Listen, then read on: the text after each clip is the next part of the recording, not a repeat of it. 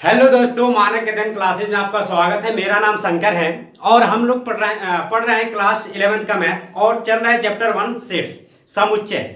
ठीक है, तो समुच्चय में हम लोग इसके पिछले लेक्चर में कुछ एक्सरसाइज के जो कुछ क्वेश्चन थे, क्वेश्चन नंबर मतलब 3 तक हम लोग उसमें देख लिए थे। आज हम लोग देखेंगे 4, 5, 6 के। और ये देखने से पहले हम लोग प्रश्नों को हल करने से पहले थोड़ा सा बेसिक की बात कर लेते हैं, रिवाइज कर लेते हैं। इस चैप्टर का बेसिक थोड़ा सा पहले लेक्चर में हम लोग बात कर लिए हैं। आज यहाँ पर थोड़ा सा और रिवाइज मतलब थोड़ा सा रिवाइज कर लेते हैं, जो आज हम प्रश्नों को हल करेंगे, क्वेश्चन सॉल्व करेंगे। ठीक है, तो इसमें दिया है क्वेश्चन नंबर 4 में क्या दिया है कि निम्नलिखित समुच्चयों को समुच्चय निर्माण रूप में लिखना है। तो हम लोग जो समुच्चय था, तो समुच्चय दो प्रकार से हम लोग लिखते थे। एक क्या था, रोस्टर रूप से लिखते थे और एक समुच्चय निर्माण विधि से लिखते थे। ठीक है, तो यहाँ पर तो हम लोग क्या करते थे, जो रोस्टर रूप में था, जो हम लोग का समुच्चय जो हम लोग लिख रहे थे रोस्टर रूप में, तो कैसे लिख रहे थे, जो भी हमारा समुच्चय था उसे हम लोग मतलब अंग्रेजी के बड़े अक्षरों से दिखाते थे और इसे हम लोग क्या करते थे, उसके अवयव को एक मझले ब्रैकेट के अंदर और प्रत्येक अवयव के बाद कामा लगाकर क्या करते थे, उसे ब्रैकेट के अंदर बंद कर देते थे। ठीक है, तो ये हमारा होता था रोस्टर रूप। ठीक है, और समुच्चय निर्माण रूप का मतलब जैसे कोई वो चीज था, जैसे हम लोग लिख रहे थे उसमें कि 1 से लेकर 10 तक प्राकृतिक संख्याओं का समुच्चय। ठीक है, तो इसे हम लोग क्या उस समय क्या लिख रहे थे कि जो ये हमारा था ए, और इसे x सच दैट, यानी x इस प्रकार है कि x क्या है, x इस प्रकार है कि x एक प्राकृतिक संख्या है, एक क्या है, प्राकृतिक संख्या है, संख्या। ठीक है, और x का वैल्यू कहां से कहां तक है, 1 से लेकर 10 तक। ये हम लोग इसे क्या करते थे, समुच्चय निर्माण विधि में इस प्रकार से लिख सकते थे। ठीक है ना, तो अब हम लोग क्या करेंगे, यहाँ पर क्वेश्चन नंबर 4 में दिया है, देखिए समुच्चय निर्माण रूप में दिया है, और क्वेश्चन नंबर 5 में देखिए हाँ यहाँ पे देखिए समुच्चय निर्माण रूप में लिखना है। रोस्टर रूप में तो दिया ही है और समुच्चय निर्माण रूप में लिखना है। क्वेश्चन नंबर 5 में समुच्चय निर्माण रूप में दिया है और इसे रोस्टर रूप में लिखना है। ठीक है, तो सबसे पहले क्वेश्चन नंबर 4 का हम लोग देख लेते हैं सॉल्यूशन। तो बहुत ही आसान है, ठीक है, बने रहेंगे तो आपका बेसिक बहुत ही अच्छे तरीके से क्लियर होगा। ठीक है, देखिए तो इसमें क्वेश्चन नंबर 4 में निम्नलिखित समुच्चयों को समुच्चय निर्माण रूप में लिखना है और रोस्टर रूप में लिखा हुआ है। ठीक है, तो इसे क्या करेंगे, यहाँ पे देखिए सबसे पहले ध्यान से एकदम क्वेश्चनों को देखते हैं फिर हल करते हैं। ठीक, तो इसमें दिया है 3, 6, 9 और 12। 3, 6, 9 और 12। यहाँ पर देखेंगे कि 3 के ये सब क्या है, गुणज है। क्या है, गुणज है। इसका मतलब यहाँ पर 3 एकम 3, 3 दूनी 6, 3 त्रिक 9, 3 चौके 12। यानी यहाँ पर क्या हो रहा है, 3 में मल्टीप्लाई हो रहा है। ठीक है, प्राकृतिक संख्या का क्या हो रहा है, मल्टीप्लाई हो रहा है। तो इसे हम लोग लिख सकते हैं समुच्चय निर्माण रूप में। लिखेंगे कैसे लिखेंगे, ठीक है, तो यहाँ पर जो हम लोग इसे रोस्टर रूप में x सच दैट, इसे हम लोग अंग्रेजी के बड़े अक्षरों से किसी से दिखा देते, लिख लेंगे माना a बराबर। ठीक है, तो x सच दैट x, ठीक है, x क्या है, x क्या है, x हमारा इस प्रकार है 3 इंटू एन, 3 इंटू एन। और n की वैल्यू कहां से कहां तक है बताइए, n की वैल्यू कहां से कहां तक है, बोला है कि 1 से लेकर 4 तक है, तभी तो आएगा 3 एकम 3, 3 दूनी 6, 3 त्रिक 9, 3 चौके 12। तो हम लोग यहां से क्या लिखेंगे, 1 से लेकर n की वैल्यू 4 तक।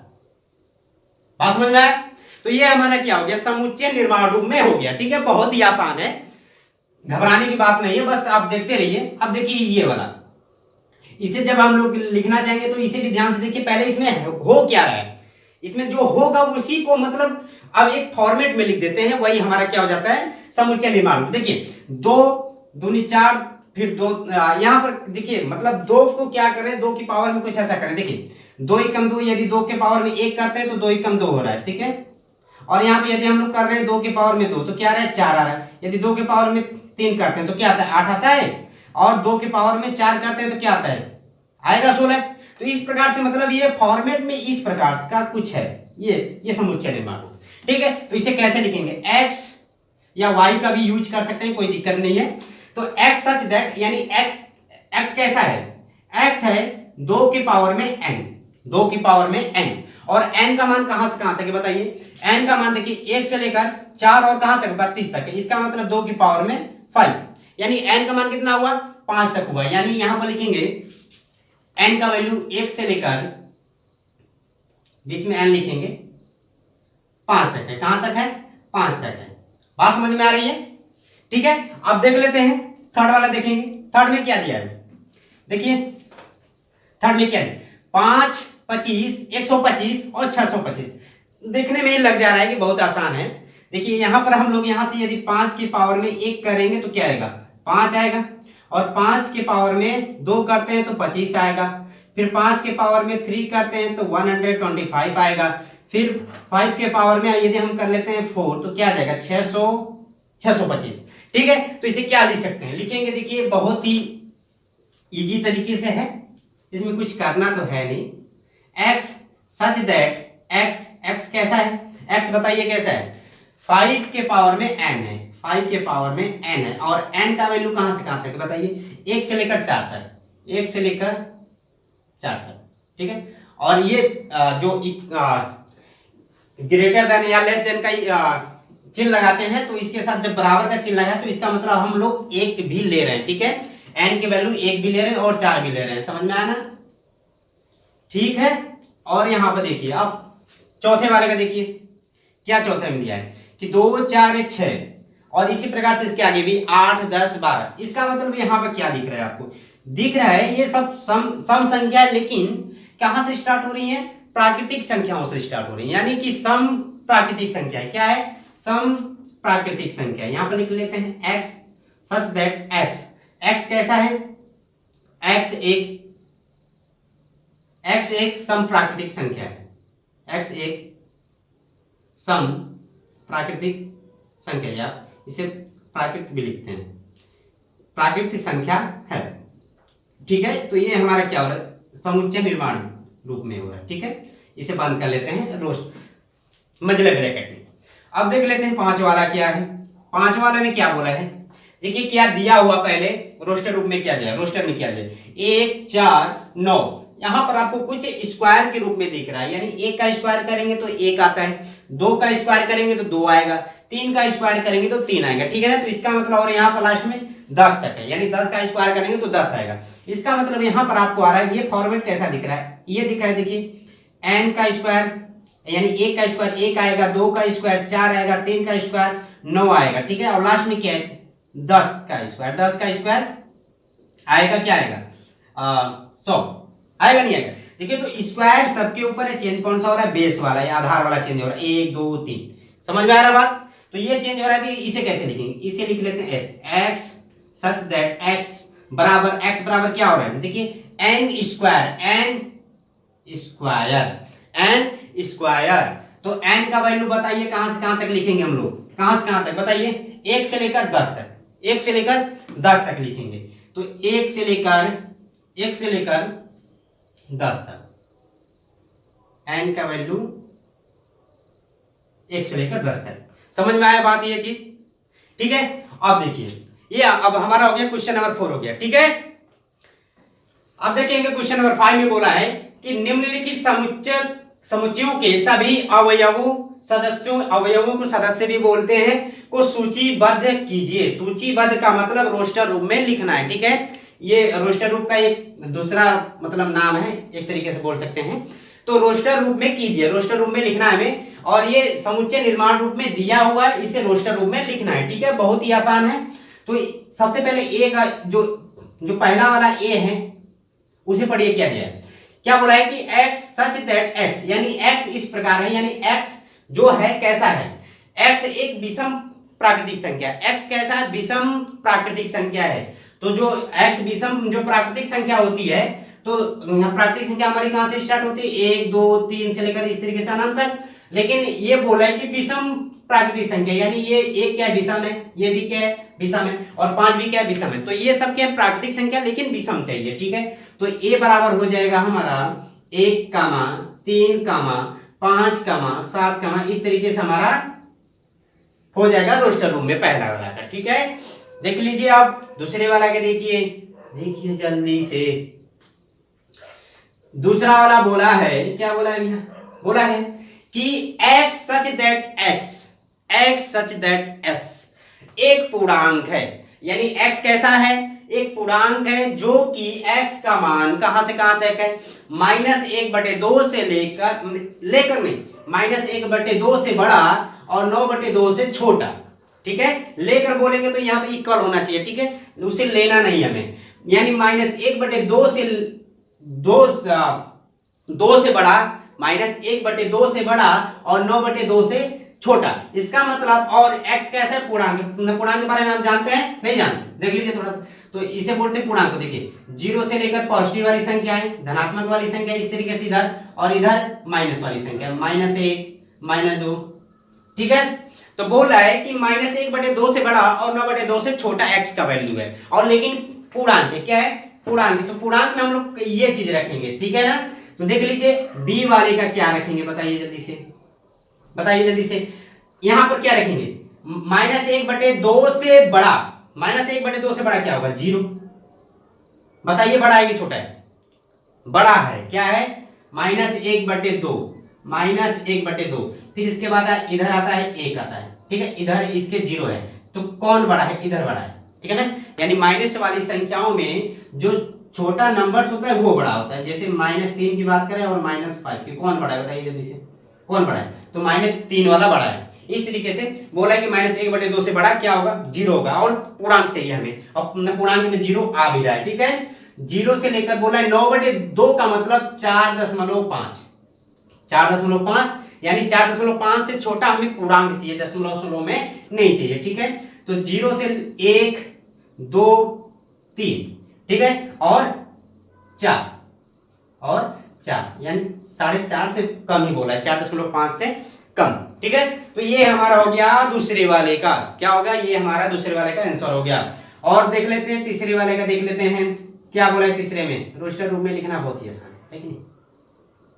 देखिए तो x सच दैट x एक पूर्णांक है, क्या है, पूर्णांक है, और बोल रहा है पूर्णांक होना चाहिए, और x² less than is equal to 4, यानी कि 4 से छोटा और 4 के बराबर। जब हम लोग इस स्क्वायर को उस साइड में भेजते हैं तो ये आ जाता है, देखिए माइनस में इधर आ जाएगा, माइनस में 4 और less than equal to greater than, ठीक है, और फिर इधर रूट में 4, ठीक है। यहां से क्या निकल गया बताइए, यहां से निकल के आएगा -2x, और x के वैल्यू -2 से बड़ा और 2 से छोटा, -2 से लेकर बड़ा 2 से, और 2 को लेना भी है और उसे छोटा हमें रखना है, ठीक है। तो x के वैल्यू बताइए कहां से कहां तक आएगा, यानी जो समुच्चय c हमारा बनेगा, क्या बनेगा बताइए, -2 बनेगा, -1 बनेगा, 0 बनेगा, 1, फिर 2 तक ही बोला, ठीक है। इस तरीके से हमारा क्या हो गया, तीसरे वाले का आंसर हो गया, ठीक है। बोलो जय हिंद। अब देखिए चौथे वाले को, देखिए चौथे में क्या बोला है, बोला है यानी कि डी वाला, देखिए समुच्चय डी, यानी चौथे में क्या समुच्चय डी है। समुच्चय डी में बोला है कि x such that x loyal शब्द का एक अक्षर है, लोयल शब्द का एक अक्षर है, यानी कि लोयल शब्द का एक अक्षर है और उसका सेट हमें बनाना है, समुच्चय बनाना है लोयल शब्द का। तो लोयल शब्द में हम बात किए थे कि जो भी कोई शब्द होता है, यदि हम उस शब्द के अक्षरों का समुच्चय बनाते हैं तो उसके अक्षर रिपीट नहीं होने चाहिए, यही बात बोले थे। चलिए बना लेते हैं, बहुत आसान है। जब बनाएंगे तो एल आ जाएगा कामा, ओ कामा, वाई कामा और ए कामा, और लास्ट में भी एल है, लेकिन एल को नहीं लेना है, एल क्या हो जाएगा, रिपीट हो जाएगा। एल पहले से लिख लिया हम लोग, ठीक है, लोया हो गया, क्या हो गया, लेकिन लोया नहीं पढ़ेंगे, एल कामा, ओ कामा, वाई कामा, ए, ठीक है। इस तरीके से क्या बोल गया हमारा चौथा वाला, कह रहा है कि भैया लोयल शब्द का एक अक्षर है, आप जो सेट बनाएंगे, ठीक है, तो उसमें से ये दिख रहा है एकदम आसान, ठीक है। अब देख लीजिए हम लोग का, इधर देख लेते हैं पांचवें वाले का इधर देख लेते हैं। इधर आ जाएगा हम लोग का ई वाला समुच्चय जो है, पांचवें का ई वाला का मतलब ई से, जो समुच्चय को बड़े अक्षर में लिख रहे हैं ई। बोल रहे कि x सच दैट x कैसा है भाई, x अब आगे पढ़ेंगे तब पता चलेगा कैसा है। वर्ष का एक ऐसा महीना है जिसमें 31 दिन नहीं होते हैं, तो कौन कौन से नहीं होते हैं, जल्दी कमेंट कीजिए, आपको पता है तो नहीं पता है, चलिए नहीं पता है तो यहाँ पर हम लोग लिख लेते हैं। देखिए जनवरी तो होता ही है, लेकिन फरवरी नहीं होता है, फरवरी नहीं होता है। और कौन कौन सा नहीं होता है? अप्रैल नहीं होता है, अप्रैल भी नहीं होता है, जून भी नहीं होता है, और सितंबर भी नहीं होता है, और लास्ट में नवंबर। इस साइड का मिटा देते हैं, ठीक है, इस साइड का मिटा देते हैं, सितंबर हो गया और लास्ट में नवंबर। बात समझ में आ रही है? अब ये हो गया हमारा इन महीनों, ये महीने 31 दिन के नहीं होते हैं। समझ में आया बात? अब देख लेते हैं छठवें वाले का क्या होता है। छठवां वाला दिया है समुच्चय f बराबर x सच दैट x अंग्रेजी वर्णमाला का एक व्यंजन है जो k से पहले आता है, जो k से पहले आते हैं। k से पहले व्यंजन लिख देंगे सभी ABCD J, लेकिन ये गलत हो गया। क्या बोला है? व्यंजन का मतलब कॉन्सोनेंट, कॉन्सोनेंट, ठीक है।